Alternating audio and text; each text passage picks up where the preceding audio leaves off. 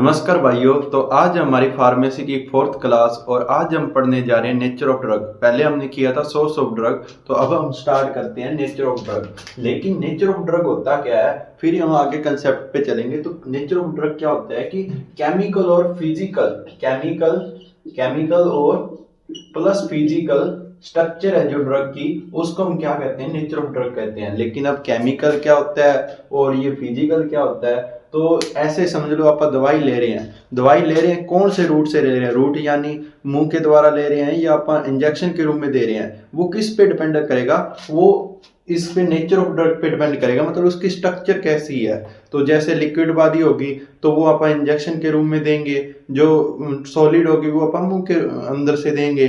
तो इस प्रकार से जो मतलब रूट डिपेंड कर रहा है वो किस पे हो रहा है, नेचर ऑफ ड्रग पे हो रहा है। तो आज हम उसको ही पढ़ने जा रहे हैं।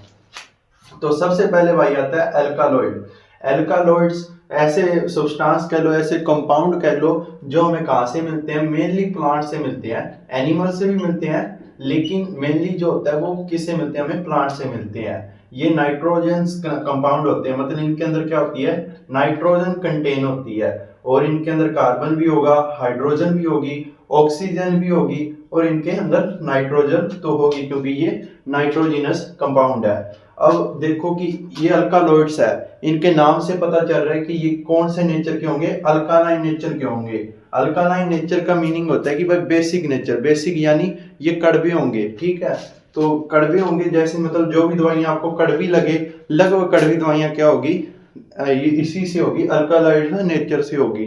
अब हम बात करते हैं, ये पानी में इनसॉल्युबल होते हैं, लेकिन इनसे इंजेक्शन बनते हैं, जो दवाइयां हमारे इंजेक्ट की जाती है, फिर ये इनसॉल्युबल हुई तो फिर इंजेक्ट कैसे करेंगे, तो इसके लिए हमने जुगाड़ लगाया, एल्कालॉइड की रिएक्शन करा दी एसिड के साथ। एसिड मतलब HCl मान लो, कोई भी मान लो, यहाँ पे अल्कालॉइड था कोई भी, उस एट्रोपिन मान लिया, उसकी रिएक्शन करा दी एसिड के साथ। फिर हमारे पास एक साल्ट बन के आता है, जो साल्ट होता है वो पानी के अंदर क्या होता है या ब्लड के अंदर क्या होता है, सोलेबल होता है। तो इससे हमने क्या बना ली, एक सोलेबल ड्रग बना ली।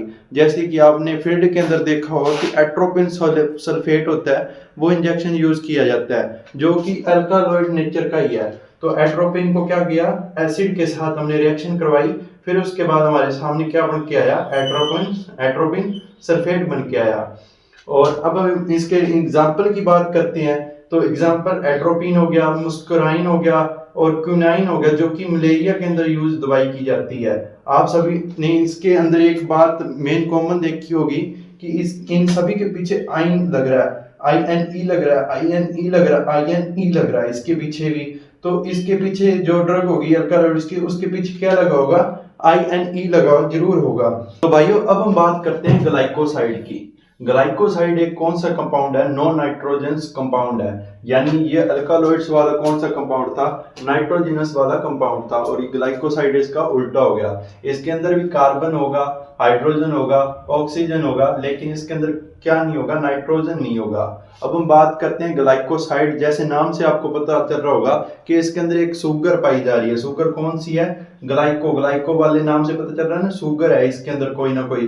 तो मतलब जो शुगर वाला पार्ट होगा उसको हम कहेंगे ग्लाइकोन, और जो नॉन शुगर वाला पार्ट होगा जिसमें शुगर नहीं होगी उस पार्ट को हम क्या कहेंगे, एग्लाइकोन। ऐसे समझो ग्लाइकोसाइड के अंदर दो पार्ट है, एक शुगर वाला पार्ट और एक ना शुगर वाला पार्ट, जिसको हम क्या कह रहे हैं, एग्लाइकोन पार्ट कह रहे हैं। शुगर वाला पार्ट क्या करेगा कि उसको लेके जाएगा, साथ में लेके चलेगा। जैसे गाड़ी पैसेंजर को अपने साथ लेके चलती है ना, जैसे बंदा गाड़ी के अंदर बैठा तो गाड़ी बंदे को आगे लेके जा रही है, वैसे ही इसके अंदर ग्लूकोज क्या करेगी, जो एग्लाइकोन है, जो नॉन शुगर वाला पार्ट है, उसको साथ लेके चलेगी शरीर के अंदर।